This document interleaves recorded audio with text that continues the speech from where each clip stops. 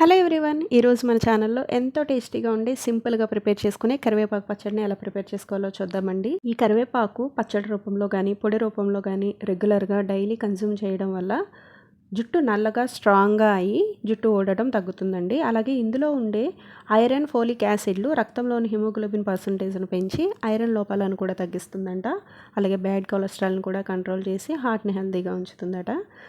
ఇందులో ఉండే vitamin A వల్ల కంటి చూపు కూడా మెరుగవుతుందంట. మరి అన్ని హెల్త్ బెనిఫిట్స్ ఉన్నాయి ఈ కరివేపాకు పచ్చడిని ఎలా ప్రిపేర్ చేసుకోవాలో చూసేద్దాం. మరి లేట్ చేయకుండా ప్రాసెస్లోకి వెళ్ళిపోదాం.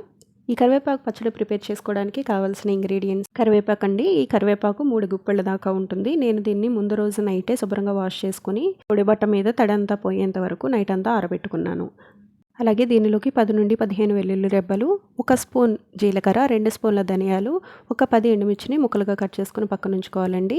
అలాగే 2 స్పూన్ల దంచిన బెల్లంను కూడా తీసి పక్కన ఉంచుకోవాలి. చిన్న నిమ్మకాయ సైజ్ అంతా చింతపండును కూడా తీసి పక్కన ఉంచుకోవాలి. ఇప్పుడు వీటన్నిటిని ఒక్కొక్కటిగా ఫ్రై చేసుకుందాం. ఇప్పుడు స్టవ్ ఆన్ చేసుకుని ఫ్లేమ్ని సిమ్లో పెట్టి కడాయిలో 1 స్పూన్ అంతా ఆయిల్ని యాడ్ చేసుకొని ఆయిల్ హీట్ అయిన తర్వాత మనం ముందుగా తీసి పక్కన ఉంచుకున్న వెల్లుల్లి రెబ్బలను దంచుకొని వాటిని కూడా యాడ్ చేసుకుని ఎర్రగా ఫ్రై అయ్యేలాగా ఫ్రై చేసుకోవాలండి. వెల్లుల్లి ఫ్రై అయిన తర్వాత జీలకర్ర, ధనియాలు కూడా యాడ్ చేసుకుని అవి కూడా కాస్త ఫ్రై అయ్యేంత వరకు ఫ్రై చేసుకోవాలి. ఇవి లైట్గా ఫ్రై అయిన తర్వాత ముందుగా కట్ చేసి పక్కన ఉంచుకున్న ఎండుమిర్చి ముక్కలను కూడా యాడ్ చేసుకుని అవి కూడా ఎర్రగా ఫ్రై అయ్యేంత వరకు ఫ్రై చేసుకోవాలండి.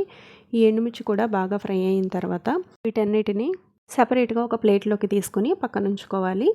ఇప్పుడు అదే కడాయిలో మరొక స్పూన్ ఆయిల్ని కూడా యాడ్ చేసుకొని శుభ్రంగా వాష్ చేసి తడి ఏమీ లేకుండా ఆరబెట్టుకున్న కరివేపాకుని దీనిలోకి యాడ్ చేసుకొని బాగా ఫ్రై చేసుకోవాలండి.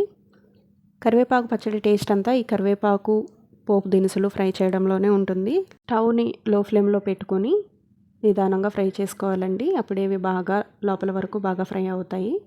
చూడండి, వీడియోలో చూపిస్తున్నట్టు కరివేపాకుని ఇలా ఫ్రై చేసుకుంటే సరిపోతుంది. 2-3 ఆకులను ఇలా చేతితో పట్టుకుని క్రష్ చేస్తే మెత్తగా అయిపోవాలండి, పొడిలాగా అయిపోవాలి.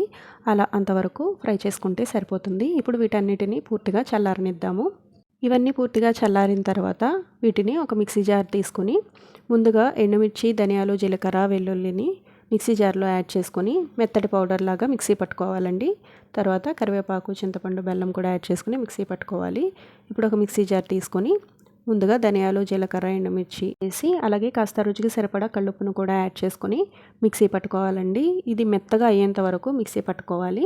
దినుసులన్నీ మెత్తగా మిక్సీ పట్టేసిన తర్వాత ఒకసారి మూత ఓపెన్ చేసి అంతా మిక్స్ చేసుకొని దీనిలోకి మనం ముందుగా ఫ్రై చేసి చల్లారబెట్టుకున్న కరివేపాకును కూడా అంతా యాడ్ చేసేసుకొని మూత పెట్టి మెత్తగా మిక్సీ పట్టుకోవాలి. కరివేపాకు కూడా యాడ్ చేసి మెత్తగా మిక్సీ చేసిన తర్వాత దీనిలోకి బెల్లం, చింతపండును కూడా యాడ్ చేసుకొని ఒకసారి మిక్సీ పట్టాలండి. ఆ తర్వాత దీనిలోకి సరిపడా వాటర్ని కూడా యాడ్ చేసుకోవాలి. ఇవి కాచి చల్లార్చిన వాటర్ అండి, చన్నీళ్ళు వేయకూడదు, వేస్తే పచ్చడి నిలవ ఉండదు. కాచి చల్లార్చిన వాటర్ కూడా యాడ్ చేసుకొని మరొకసారి మెత్తగా మిక్సీ పట్టిన తర్వాత పచ్చడినంతా వేరొక బౌల్లోకి ట్రాన్స్ఫర్ చేసుకొని ఇప్పుడు తాలింపు వేసుకోవాలండి. తాలింపు ఆప్షనల్ అండి, నేనైతే తాలింపు వేస్తున్నాను. స్టవ్ మీద తాలింపు గరిటె పెట్టుకొని ఇల్లు వేసి ఆయిల్ హీట్ అయిన తర్వాత 1/2 స్పూన్ ఆవాలు, 1 స్పూన్ పచ్చిశనగపప్పును యాడ్ చేసుకుని శనగపప్పు, ఆవాలు బాగా ఫ్రై అయిన తర్వాత ఒక 2 ఎండుమిర్చిని కూడా ముక్కలు కట్ చేసుకుని యాడ్ చేసుకొని బాగా ఫ్రై చేసుకోవాలి. ఇప్పుడు ఈ తాలింపును పచ్చడిలో యాడ్ చేసుకోవడమేనండి.